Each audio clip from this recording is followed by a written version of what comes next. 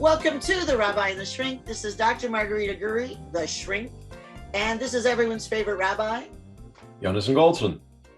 And the good rabbi and I are delighted to have with us Susan Fitzell. She's got a master's in education and a CSP, a certified speaking professional. Welcome. Thank you. I'm glad to be here. I'm honored. Yeah. Hi. We're delighted to have you here. You're doing something that a lot of grown-ups never get to. You have for, I don't know how many years, been the teacher's resource, teaching teachers how to teach, how to understand kids, working with neurodiversity. And you've now successfully bridged the gap to helping adults in business do their best. So I'm hoping you can help us with that. You've written way too many books to count. I lost count at 22. You say there's 16, but I think you need to recount because I looked at them all. And you have two YouTube channels, one for education and one for business.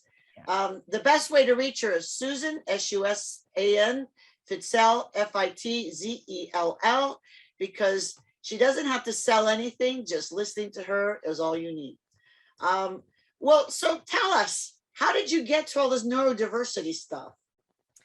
Well, I've literally spent my entire career in that space, except it wasn't called neurodiversity at that time. Even though that term has been around now for about 20 years, it's really only bubbled up to the surface about 6 years ago. It may have been talked about at other times, but about 6 years ago, Dr. Fung met with a group of people at Stanford and had a conversation about autism in the workplace, the future of autism and neurodiversity, which was a term that was coined, like I said, years ago. And when he had that conversation, it started to multiply, and Stanford got involved with autism at work initiatives, or some people are calling this neurodiversity at work. But neurodiversity is a bigger umbrella. Autism is under the neurodiversity umbrella. And there's a lot of confusion right now with the language. So when I use the language, I might be using the word a little differently than somebody else, but I'm just being consistent with my language and going by the most sensible definitions. So what happened was, I had been working with schools and educators for my entire career, let's say a few decades. And then I'd be traveling around the country to different school districts and sitting next to executives on the plane, managers on the plane, and we'd start to chit chat. And I started to realize, maybe even 8 or 9 years ago, that the students that I had in the classroom and the students that I'm helping teachers help are now also in the workplace. And these managers are like, what do I do? What do I do with this worker who is not focused, or is coming to meetings late, or wears headsets to the meetings because he says the sound bothers him, or, and so then I found myself troubleshooting with these executives on the airplane. And the more I got into those conversations, the more I saw the need. So about 6 years ago, I started nurturing this path and finding out what's happening out in the work world. And at first I thought, well, gee, I don't really, I'm not worked a little bit. I have some experience in technology. I worked for a company called Teradyne many years ago, being a supervisor in a printed circuit board department. I remember when they installed the Ethernet. I'm probably dating myself, but the Ethernet in that company. And they were all excited. I was there when they were doing it. And so what I realized was that the same issues that I dealt with for my entire career as a teacher, and then as a teacher, coach, and speaker and trainer, were the same issues that management, CEOs, corporations, and organizations are dealing with their employees. And then I'll take it a little further. Then the neurodiversity movement came up, and I had a video on neurodiversity on my business channel, and company saw it a year ago and said, we'd like you to do a TED-like talk on neurodiversity in the workplace. And a lot of people had had said to me, Susan, I don't even know what that word means. What is it? What is it? Don't do that. And And I realized that was where I was being called to go, because Cool. the more I researched it, the more I saw the need. And then the more I researched and talked to people and talked to organizations about what happens in the workplace was the same issues that I've been dealing with for 30 years in education. So, I mean, the issues are the same, the location is different, and that's about it. So paying attention and asking yourself questions and wanting to be of service has been a good path for you. So Yes. Tell us, what is neurodiversity then in the workplace? What's it look like? Okay, so neurodiversity is brain diversity in a sense. So neuro, brain, comes from the brain. Some people will call it as if you are neurodivergent. And here's where the language gets tricky, because different people like different language. But neurodivergent means that my brain has been wired differently since birth. And those people are the people who might have dyslexia, people who have dyspraxia, OCD.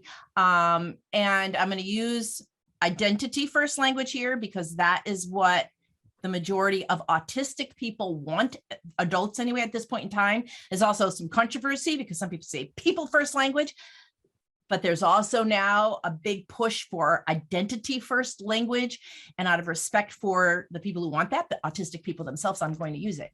So when you have neurodiversity, which again is dyslexia, autism, dyspraxia, OCD, and several other things, there's a lot that goes under that category. And even that is not firm. That right now is kind of in flux. What goes under that category? Whose brains are wired differently from birth? And it's neurodevelopmental. That group of people and also people who we call neurotypical, average everyday folk. The people that do well on the tests in school, the people who do well in school, the people who can function in society very well, don't have any problem.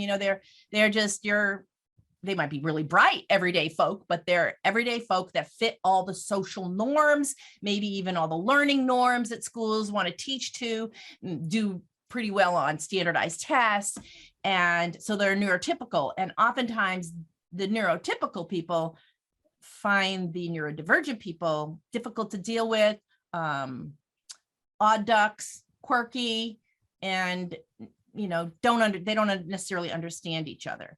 And when you put all of them under the same umbrella, that umbrella is neurodiversity. It's neuro, basically brain diversity. It's the diversity of cognition. And the reality is that we have neurodiverse people everywhere in the world and in our workplaces already, but now there's an extra awareness and in some cases initiatives to deliberately bring neurodivergent thinking into the workplace. And the hiring programs for autistic adults is a part of that awareness and initiative. There's a depth company. Thank you, Doctor. There's a depth to what you're saying that I think is really worth looking into. I remember learning that during World War II, the British found that people with dyslexia happened to have a talent for code breaking. And that whatever the quirk was in the brain that made it difficult for them to read gave them an advantage in breaking down codes. And I know for myself, I don't visualize, which apparently is somewhat rare. I don't see images and connect them with words. And then I was recently told that explains why I'm very good at making connections between ideas that other people don't immediately see. Yeah. So, as you said, we tend to look at people who are not, narrow mainstream as somehow defective or deficient. And when we talk about building a diverse community, we're often talking about ethnicity. But the drum that I keep banging is what we want is people who think differently. Yes. We want people to see the world differently, because that creates a community where there are so many different perspectives being represented. Correct. And that increases everybody's capacity for seeing a larger picture and recognizing more profound truths. Exactly. That's exactly right. I mean, cognitive diversity is critical to corporate or organizational success. I mean, it really is. Absolutely. Well, the rabbi and I had the privilege of interviewing one of my friends who's a world expert on on diversity and unconscious bias. I know these are areas in your expertise. Dr. Helen Turnbull, also a CSP and a global CSP. And she said something that was profound. I would love for you to address that we want to hire as business people, we want to hire for diversity, but then we train for sameness. So how do I know if I'm a business person in the world and I'm in the audience watching and listening, how do I know that I am training for diversity versus training for sameness? What does it look like? Well, you'd know it if you were doing it. If you don't know that you're doing it, you're probably not doing it unless you have a really already established welcoming culture in your corporation. I mean, this is anecdotal. Good. I love your stories. 3 years ago, I attended a conference that was hosted at Microsoft. It was put on by a man, Stu Shader, one of the employees at the time. And he became very interested in neurodiversity, different thinking. That word wasn't used at the time, but basically different ways of thinking and being in the world. And he held a conference on dyslexia the first year. I didn't attend that one. I didn't find out about it till too late, because he found out that he was dyslexic after his daughter got diagnosed, which is exactly what happened to me. I found out that I was dyslexic after my son was diagnosed, and the doctor looked at me and said, the apple doesn't fall too far from the tree. I just always thought I was a slow reader, and I had to read things over and over and over again. I didn't realize why. And I'd get tired. I'd read 2 pages and I'd fall asleep on the book. Now I understand why. And this happened to Stu. And so he held this big conference about dyslexia and working with people in the workforce with dyslexia. The following year, he followed it up with a conference on autism. They were that was a fabulous conference.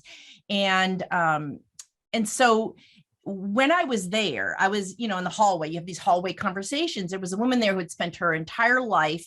She was about my age. I won't tell you what that is. Spent her entire life in Silicon Valley. And her father worked in Silicon Valley. And she said, when I think back to my childhood, everybody was a character.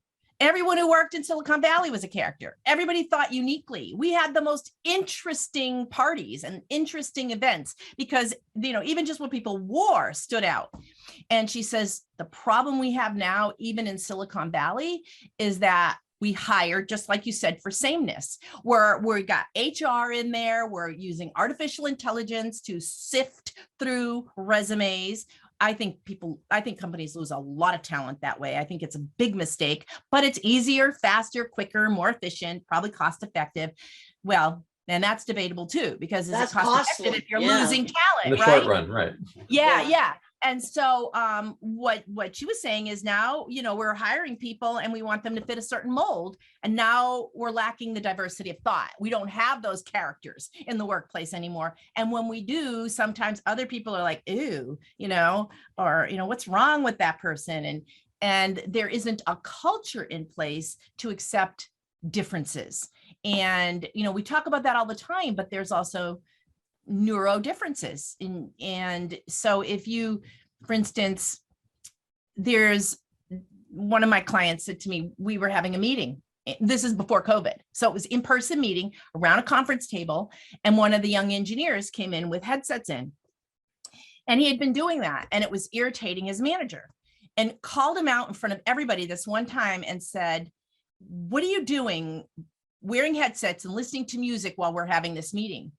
And the young man was like, as a young engineer, he said, I'm not listening to music. I have a hard time with the outside, with all the background noise. And this helps me to focus and listen to you better. And it was this judgment that was made immediately because this young man didn't fit the norm. You don't go to a meeting with headsets in. And yet his reason for wearing the headsets was perfectly acceptable once they knew why.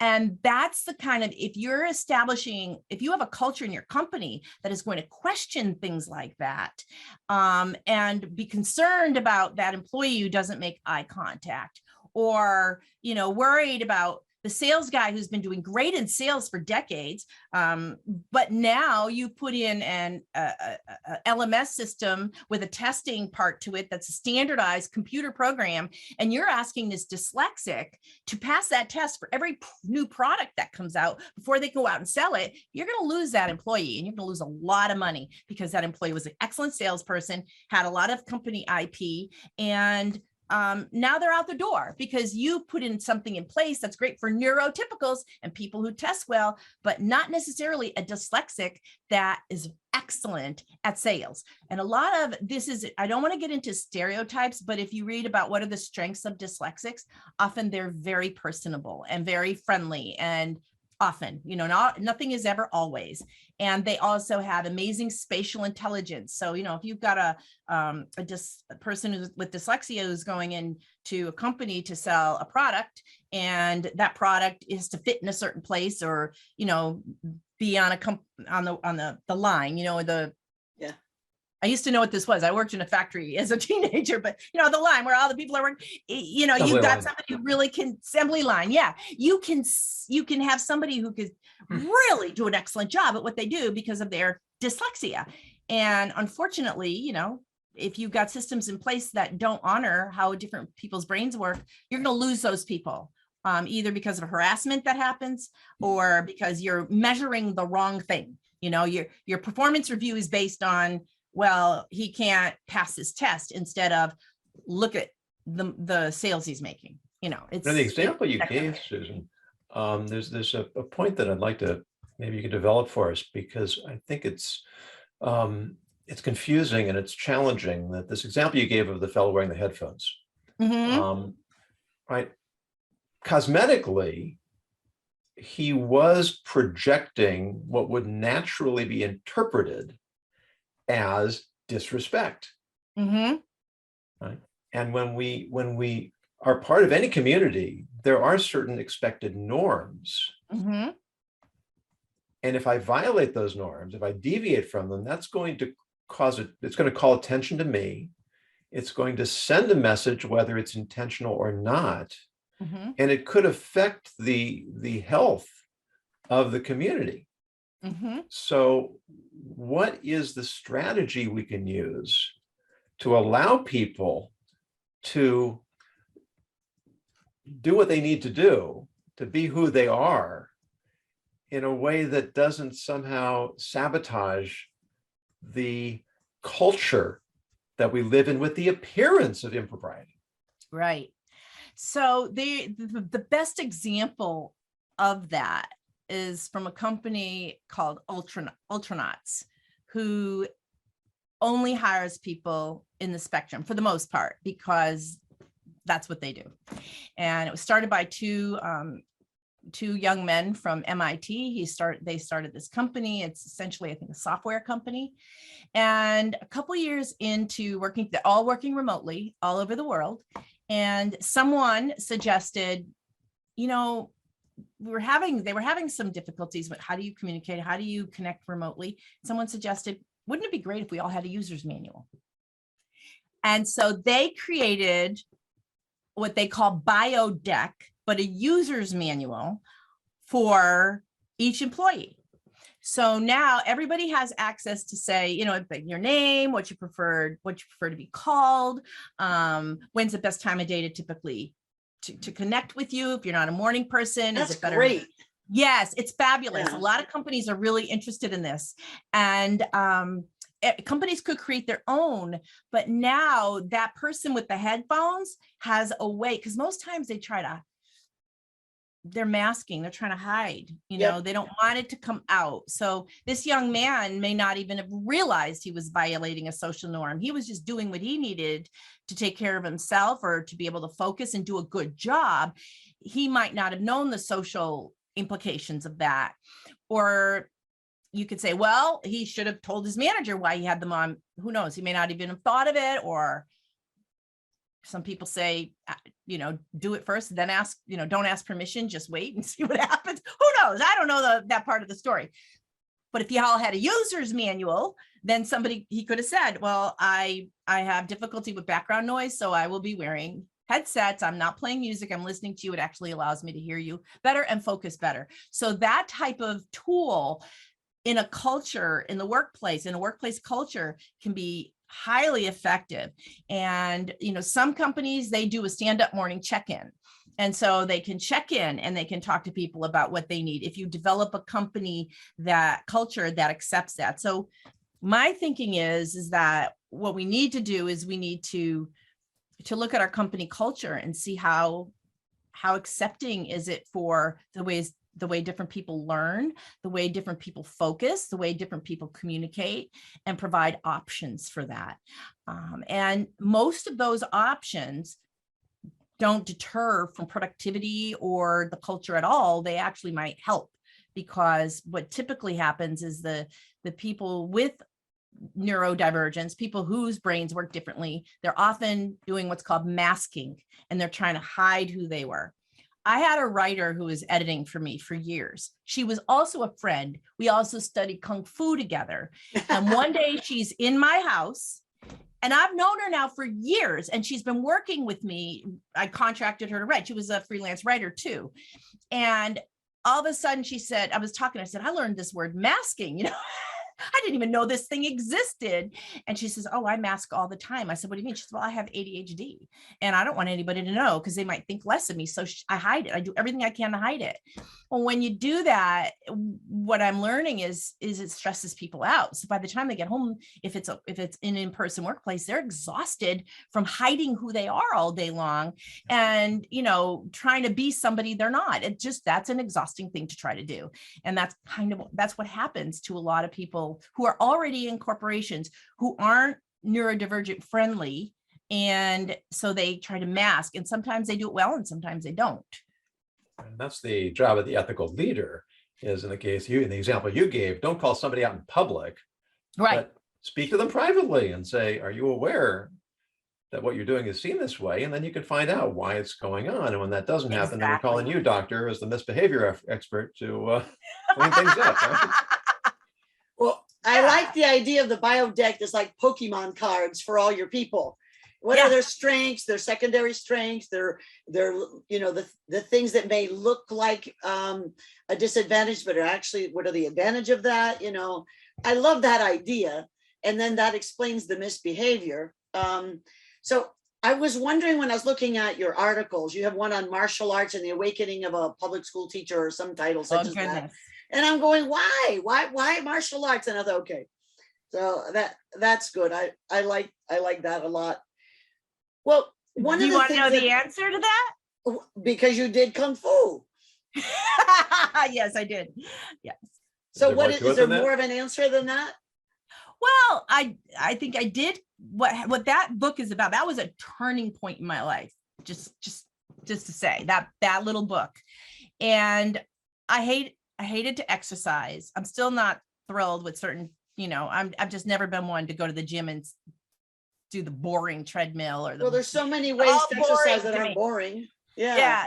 So I loved Kung Fu since I was a child. I don't know if you remember the show Kung Fu. I mean, It was called Kung Fu with David Carradine. And I loved watching it. Yeah. Yes. And there's something about it that appealed to me. And so I got to a point in my, when I was a young mother, I've got to get out of the house and do something to take care of myself, and I've got to get physically active. So I went to different martial arts school and went to one that had Kung Fu was a lot of weapons. That sounds scary, but swords and spears and what they call staffs, and I literally saw them all on the wall. I was scared to death. And I remember saying to the teacher, if I study Kung Fu, do I have to use those? And he lied to me and told me no. I know now that he was lying to me. And so I went and watched the class, and I had been doing yoga for years, and it was very yogic, and there was a lot of yoga in that style of Kung Fu. And so I started doing it. I did it for 30 years, but with traveling and everything, it was challenging. But in that first year, I had been teaching high school students with learning disabilities. At that point in time, I was still teaching high school students with learning disabilities. At that point, I think it was like 13 years. And all of a sudden, I'm in a class where I feel like I've got a disability. I'm uncoordinated. Now I know a little bit more about why, but I'm uncoordinated. I have trouble. The teacher would show me something. I'm ADHD, didn't really have that label then either. And he'd share, do these X moves, and I do them 3 times, and he'd walk away, keep practicing. And I went, oh my gosh, I already forgot it. And it was like, yeah, the first thing I wrote was the Kung Fu Parable, and what that experience did, and this is the reason I wrote the book for teachers, is it really put me in the shoes of my students who learn differently.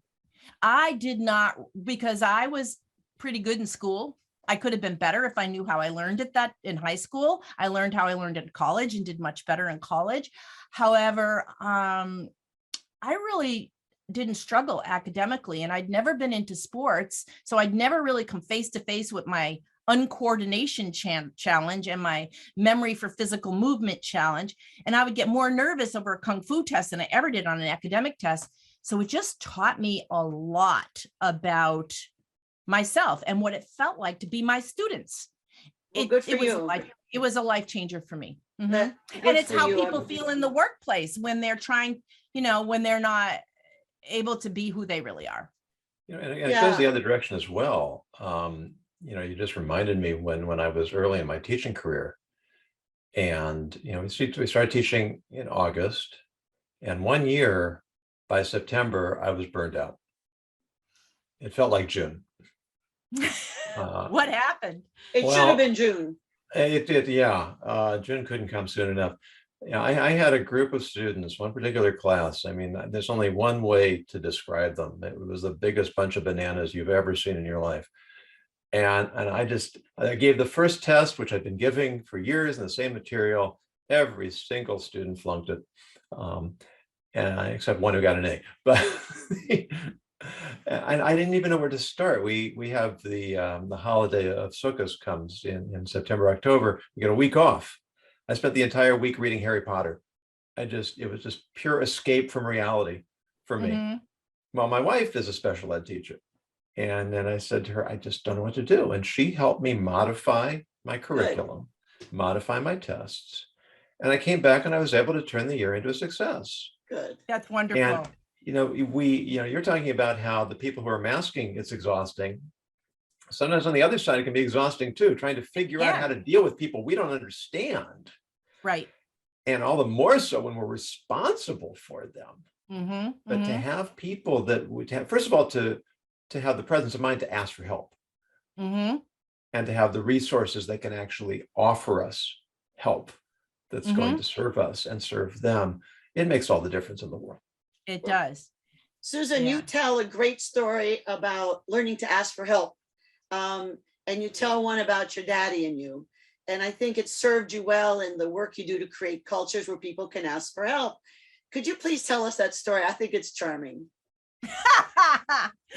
So I grew up during a pretty strong feminist age where, we were taught as women or girls, you do everything you can by yourself. You're capable, do it yourself. You don't need to ask other people for help all the time. I mean, really, that was somewhat in the generation that I grew up in. And also was kind of a family thing. We were very self-sufficient, take care of ourselves. So I really, the firstborn child, really wanted to do everything well by myself. And I got a car. My uncle had given me a car for like $200. And so I was working on, learning how to use the car because I had read or heard, women should know how to repair their own cars. That was before they were as electronic as they are today. And so I decided one day that I needed to change my oil. So I got out in the front of the house, right in front of our house on the street, got a big bin, put it under the car, checked the oil. All right, went underneath, unscrewed, the tank, let all the oil drip into the bin. And then, once it was all out, stopped dripping, put the cap back on, pulled the bin out, and then checked the oil again, and it was still full.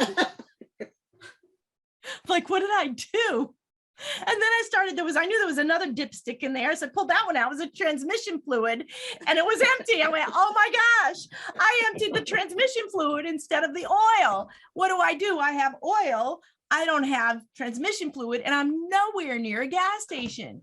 And I had a relationship. I was, 16, 17. And I had a relationship with my dad at that time, was like, I am not asking for his help. There's no way I can do this by myself. And, I think probably some of that was just normal teenager stuff, but I wasn't going to do it. And then I was stuck. I was totally stuck. And luckily he worked shift work. And that was a shift where he wasn't working in the day. He was working the night shift. So he was home. So I had to swallow my pride and called him up. And I said, Dad, I need to get a ride to the gas station so I can get transmission fluid. And I told him what I did. And he was just happy. He's like, oh, that's great that you're doing that, learning how to use the car. Okay, I'll be right over. And then he came over and he picked me up and, we went to the gas station and got oil. And I realized he was really happy. I'm looking at my father in the car and he's like, hey, she needs me. I can help her do this thing. And he was proud of me for doing it. He never said that, but he was. I could tell. Yeah, he was proud of me for trying. And, so we fixed the car up and everything. But what it made me realize is, a lot of us are either raised in a way, or I almost think in a way our school systems, the way they operate, where you're all studying for the test and you have to get the test right in order to be successful. And if you don't get answers right, then who knows what's going to happen to you in your life because you can't pass the standardized test. I think there's a lot of us who struggle to ask for help when we need it. And they say it's a lot of women, you go to women's, studies and everything, they say women especially, but I even think men too.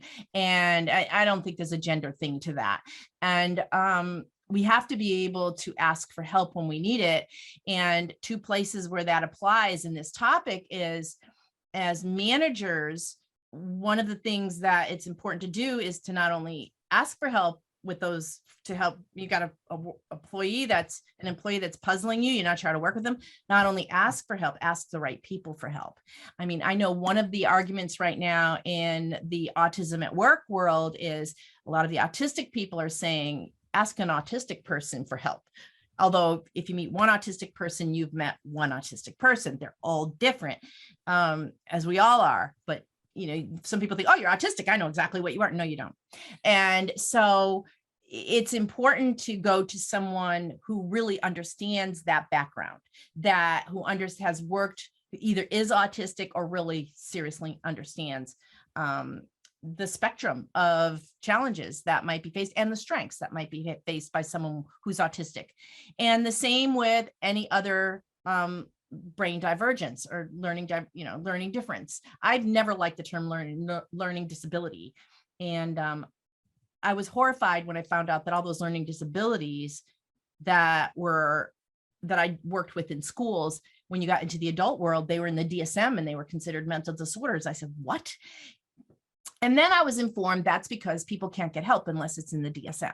So all these things that just make us different and unique and wonderful, they end up in this category so people can get the help they need. Wouldn't it be wonderful if we just were flexible enough in our environments that we could provide the help so everybody can be more successful and not have to have a label? That's ideal world, but wouldn't it be wonderful? And I think we can work a little bit towards that direction, in our workplaces, and even wouldn't it be great in our schools? I like to an appreciation of that. I'm sorry to step on you. Did you want to finish that? I was only going to say, we live in a world with, starting in preschool, we're a deficit mindset. We are looking at what's wrong with kids, and then what's wrong with elementary, and what's wrong with teenagers, and what's wrong with workers, and what's wrong with millennials. Why don't instead we look at their gifts? So I call that instead of a deficit mindset, how about a gifts mindset? Even then, one of the mistakes I think we have made is we tell the kids what's right with them is that they're smart instead of that they try hard.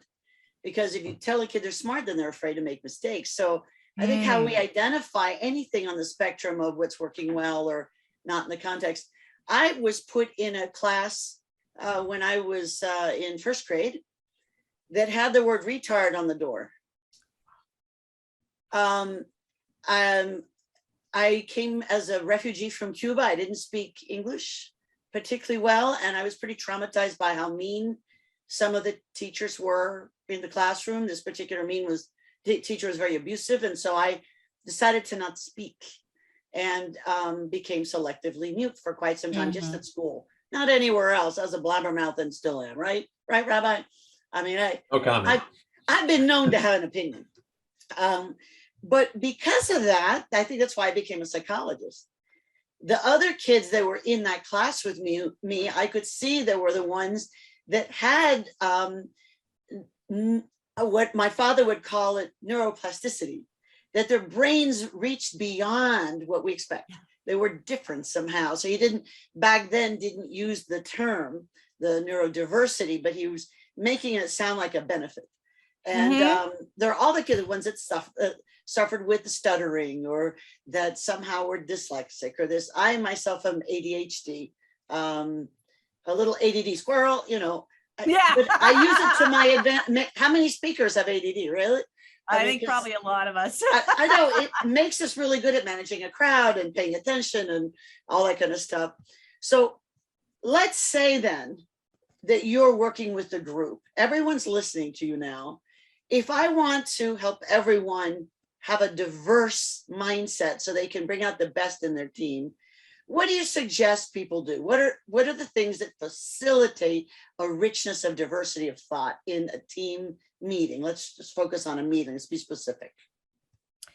I believe that, first of all, we have to address the elephant in the room. And so as much as people might say, well, we have to do training, I believe that we've got to talk about the different learners around the table. We call it different learners, different ways of processing, different, divergent cognition, and look at everybody's strengths.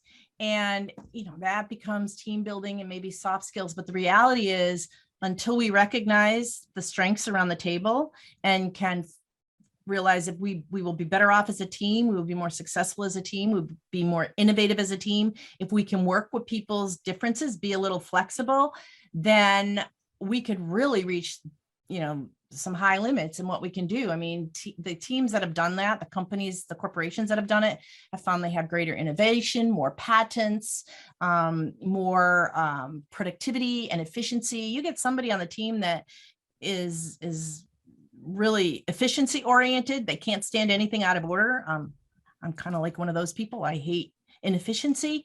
And instead of thinking that as that person's constantly complaining about the way we've always done it, instead listen and say, ooh, what, maybe that person, maybe we should try it. Maybe that actually will work. So it's really first cultural. We've got to build a culture that opens up our minds and says, okay, let's look at people's strengths and how can we work with them, instead of what's wrong with that person? They're doing this wrong. Let's put them on a performance review. The other thing we want to do is give concrete strategies. So one of the things that I know you've been through some of my articles. Initially, I've written about 54. I would say almost 45 of them are on this topic alone. Slacker. Yeah. And in the past year, I've written a lot about this, and in the process doing research and always learning myself. However, one of the things that I think is missing in a lot of the neurodiversity initiatives and work is concrete strategies. Yes. What can we do concretely? So for instance, in a keynote I gave recently, it's like, okay, you've got remote workers, you've got workers in-house, you have certain ways that you communicate. Could you provide options? Maybe some people prefer the good old-fashioned phone. They don't like typing. Maybe the dyslexic would prefer to talk on the phone rather than have to type. Offers options like Slack or chat or email. Which one do you like best? Giving people options instead of saying, oh, you only can do it this one way. That's the other thing. None of those things would deter or detract from the work you're doing. So having tools that are acceptable for everybody. Another example is, let's say it's a job that the company has dress code and a uniform. One of the things that came up recently is there are people who are very have sensory overload or have sensitive to certain materials? Is it possible that they can have wear clothing instead of doesn't have to be sweatpants, but maybe something softer to wear as pants that may the dress code, or if you have a specific uniform because you're customer facing, that there's a couple options of material. Maybe some would be soft cotton and some would be the poly cotton blend, whatever that is, have some options for people that respect what's comfortable. Because the reality is, if you force someone into clothing that's uncomfortable and they're in it all day, they might be fine in the morning, but by the end of the day, they're like, because it's itchy or scratchy or uncomfortable, and it might even make them grumpy. And then they get home and they just can't wait to take the clothes off. It's something that we don't often think about. And that's really come to the forefront with remote, with after COVID. Because how many people now say, I've done every Zoom meeting with leggings on because I'm more comfortable and I work even better. So, safety has to be considered. You're not going to wear comfy, cushy sneakers if you're on a factory floor and you need steel toe shoes. So there has to be practicality behind it, and safety and branding and imaging. And so it can't all be one way, but we can make some accommodations to give people choice. Does that really brings us? Yeah, it really brings us back to, I think, a point we touched on earlier, that there need to be certain norms in a community, but we can be flexible. Yes. And not overly rigid or regimental. Correct. Because some rules really are kind of arbitrary, and others have a reason why they're there. Yes. And being willing to sort of stretch the boundaries without completely tearing them down, it takes thought, it takes effort, it takes compromise, but ultimately the payoff really is, way out of proportion to the effort that we put into it. Correct. And again, I have a background in education, and the solution is the same in the corporation or in the business world as it is in education. Pull your team together and brainstorm solutions with them. I like that. Then they own it, right? So instead of top down saying to the team, well, we know we've got some divergent thinkers in the group, or we've hired this autistic person, which is the worst thing you can do. But don't call them out and label them, and but we've got some different thinkers, divergent thinkers. We want to be most productive as a team on Tuesday afternoon. Well, let's get together remotely or in person and brainstorm solutions for this, and this. Maybe solutions for communication that'll work for everybody best. Solutions for attendance at a meeting or presenting at a meeting, because some people, especially people in the spectrum, or serious introverts, presenting is their greatest nightmare. Yes. Is there another way to get that information out? Solutions for, background noise in the meeting room or in the work area. We've gotten to open concept work area, and let's say it's somebody if they go into the workplace, they've gotten rid of all the offices and the cubbies, and they're sitting across from another person, a nightmare for someone with ADHD. And what can we do differently? So when you include the group that's affected in the solution making, instead of having it come down from HR or some other top down way, you're going to have more buy-in, more people happy about it, people who may not even be neurodivergent but say, man, I'd like that too. Because the reality is, in education, I would say good for all. With the strategies I'm going to share with you are good for all students, but they're critical for the students who learn differently. In business, I realized it's the same thing. The strategies that I'm going to share with you are good for all employees, but critical for the students whose brains are wired differently. And call it whatever you want, but I like that. Brains are wired differently, in neurodivergent, if you have all the whatever you want to say. And the other reason that would be really important is the first thing that was brought to my attention after my keynote 2 weeks ago was, well, we have to do something different for this employee, then that is an accommodation, and that has to go through HR, and that then becomes an intervention, and there's all this paperwork and legalities around it. And I could see the like, I really want to do this, but how do I do this so that it's not so overwhelming and bureaucratic paperwork filled? And my thought is, do things that work for everybody. Just make it a culture that has within the norms that are critical, make it a culture that everybody can thrive in and provide those options. Doctor, isn't this a callback to our last episode, I think, with Ron Carucci, who said that Yes. It's been documented when people perceive unfairness, that legitimizes in their own minds unethical behavior. And if I perceive rules as being arbitrary, and I don't see there's a willingness to accommodate me and my needs, which may be perfectly reasonable, then I become resentful. I become mistrustful. I don't see that there's a real interest in allowing me to do my best work. And that has a corrosive effect on me, which in turn has a corrosive effect on the community. So exactly. It's really in everyone's best interest to yes. try to make these, to have that flexibility and create a community that where everyone can thrive. That's right. Well, and there's a flip side to that, is if we make accommodations for certain people, well, we have a dress code, but that guy's allowed to wear sweatpants, and nobody else had any input on why or anything, because now it was an HR intervention type thing. Now there's, and this is actually in one of the articles I wrote, in all my articles, almost all of them, I consult. I've got a team that are neurodivergent themselves, many autistic themselves, and they review every single article that I put out there.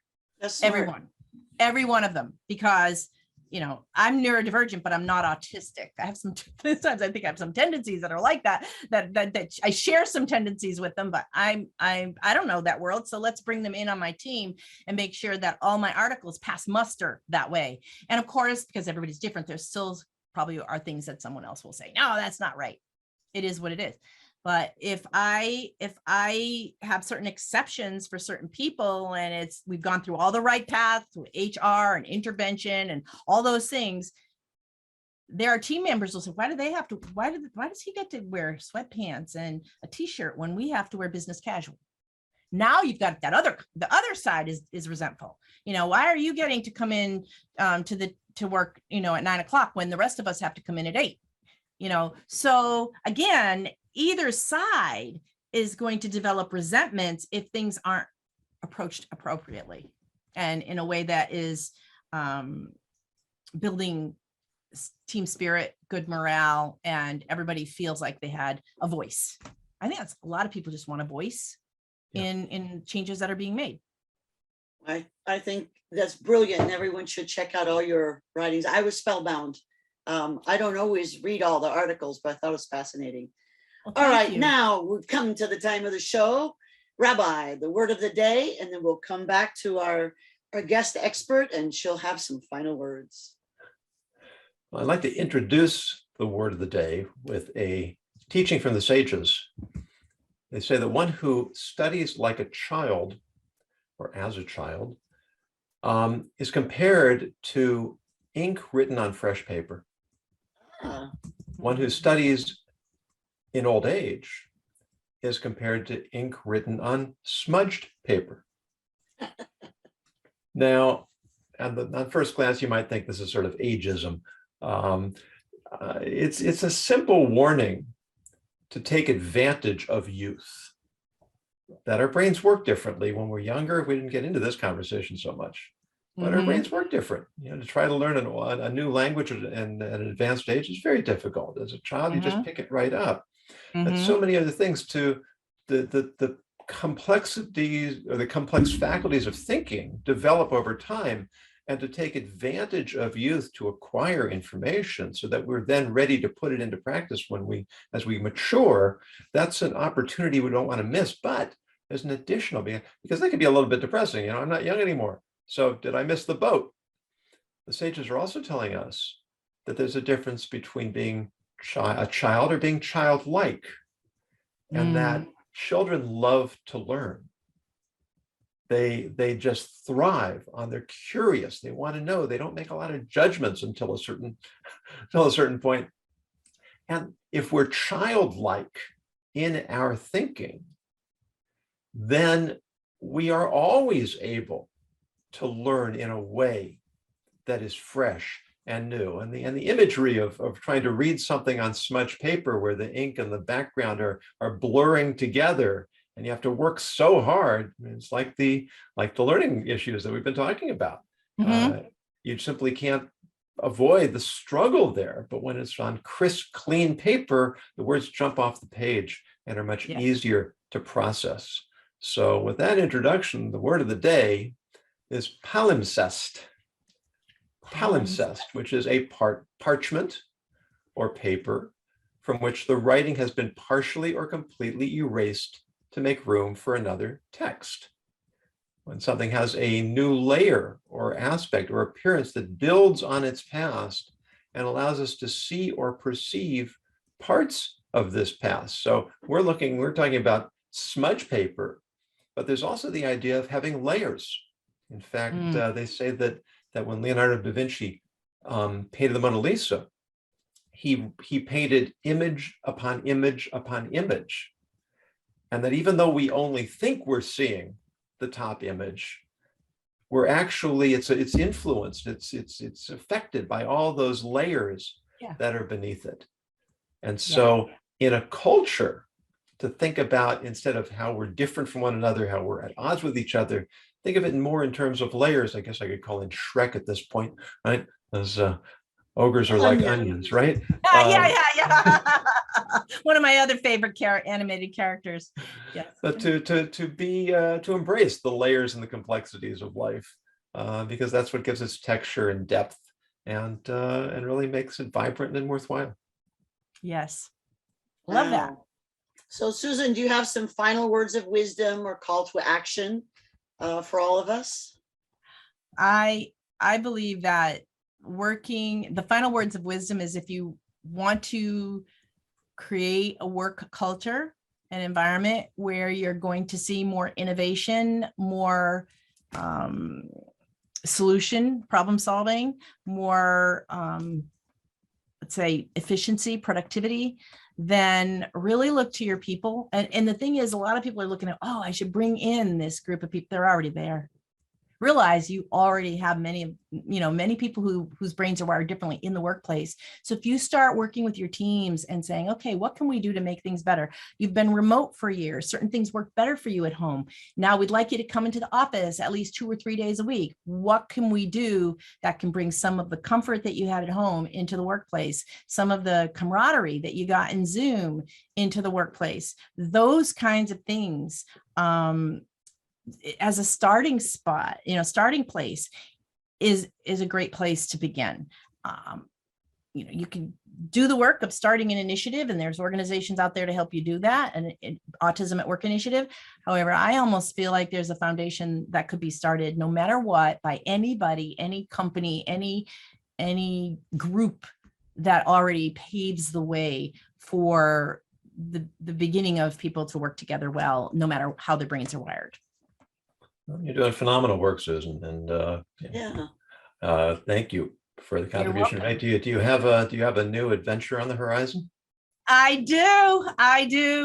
So for 30 years, I studied Kung Fu, and there were many times I would wish that I could dance and do that in addition or instead, because I've always loved to dance. And going back to my dad, some of my fondest memories with my dad is dancing with my dad at weddings and parties, or when I was in college and we had a party. And he was an amazing dancer. He could ballroom dance not only on the floor, but on roller skates. And he could whip me around the floor without me ever having I never had a dance lesson. So outside of just before my wedding, getting a dance lesson so my husband and I could dance at our wedding, I never really pursued it. And I've been married for 39 years and it wasn't something I had time to do. And my husband wasn't really interested in it. And finally, last year, I said, you know what? In this last chapter of my life, I'm going to dance. And I started taking ballroom dancing. And because it's COVID, I didn't take group lessons. I'm taking private lessons. And I am at the end of this month, I think it's 23rd, I am literally going to my first dance competition. I'm going to be, I'm like really excited about it. I have a ballroom dress and I got to learn how to do this dramatic makeup. I have no clue how to do. I'm watching YouTube videos to figure out how to do that. Yeah. Learning how to do hair so that's more ballerina-ish. So what dance are you going to do? Which one? Waltz. I'm doing 3: waltz, foxtrot, and tango. Ah. Yeah. And dance is I was always doing Kung Fu because I felt it really worked my brain. And I really believe you got to work your brain till you die, or if you want brain health. And I'm really surprised at how hard dancing is. It's actually pretty difficult if you're learning how to do it beyond social. Social dancing's fine and not that hard. But if you're trying to compete, oh my gosh, things I have to remember. It's really amazing. It's been an amazing. We can't wait to hear how it goes. Yeah, you give me an opportunity. You give me an opportunity to, I don't think I've ever had to quote one of my favorite songs. I hope you dance. There you go. Yes, I will. I'm very excited. And it's, I'm like asking my teacher, I've only been studying for like 5 months. Are you sure I'm ready? He's like, oh yeah, you're ready. Like, okay. So it's good. Well, I'm excited. whether dancing on the floor in the ballroom or dancing through your career and helping us be more nimble on our feet. There you go. What a great analogy. Hey, metaphor, that's why I make the big bucks. Yeah, there you go. Anyway, thanks so much for sharing your wisdom with us. And Doctor, what's the last word? Well, final words. I think if we look at people like Susan Fitzell, you can see that one of the aspects of doing well in business is maintaining that childlike learning atmosphere that the rabbi. I did martial arts too, San Shin, beginner's mind. What are you doing to keep your mind fresh? Are you being critical of yourself? You're letting yourself learn new things, learning to dance, learning how to whistle. What are you doing new? And look around in your work environments too. What's working for you? And what is it that needs a little bit of a zhuzh? There you are. Am I Jewish now, Rabbi? Yeah. What are you doing that needs a bit of a learning zhuzh? And ask yourself first, where is your neurodiversity? And how can you honor the gifts of all those around you to make your life at home and at work even better? And that's all I have to say about that.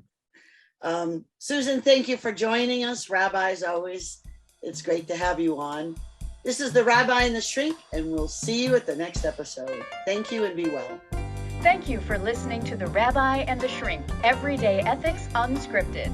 To book Dr. Red Shoe, Dr. Margarita Guri, or Rabbi Yonason Goldson as speakers or advisors for your organization, contact them at therabbiandtheshrink.com. This has been a Dr. Red Shoe production.